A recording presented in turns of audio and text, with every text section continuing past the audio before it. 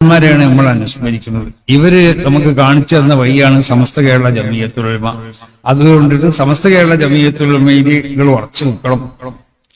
ഈ വേഷവിധാനങ്ങൾ എപ്പോഴും നമ്മളെ കുട്ടികൾക്ക് ഇല്ലാത്ത ഒരു സംഗതിയാണ്.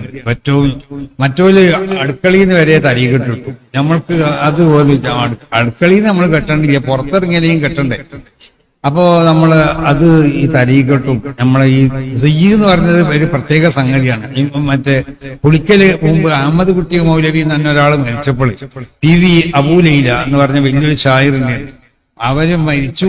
കുളിപ്പിക്കുമ്പോഴാണ് ഈ മൗലവി വരുന്നത്. അയാള് 70ഓളം വരികൾ എഴുതി. ആ വരികളിൽ പ്രധാനമായി എഴുതിയത് ഈ അഹമ്മദ് കുട്ടി മൗലവിന്റെ തരീഖത്തിനെ പറ്റിയാണ്.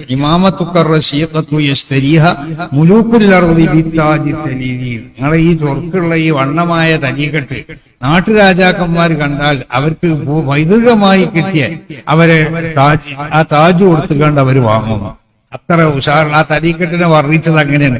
അപ്പൊ തരീഖത്ത് ഒരു പ്രത്യേക സംഭവമാണ്. ഇസുബിൻ അബ്ദുസലാം തങ്ങള് പ്രസംഗിക്കാൻ ചെന്നപ്പോൾ മൂപ്പര് തൈലസാൻ ഇടാത്തോണ്ട് ജനങ്ങൾ മൂപ്പര് പറഞ്ഞത് അംഗീകരിച്ചില്ല എന്ന് പറഞ്ഞില്ലേ. രണ്ടാമത് തൈലസാൻ ഇട്ട് വന്നപ്പോ എനിക്കപ്പോ ഉലമാവിന്റേതായ ഒരു സിയ്യ് ഉണ്ടാവും.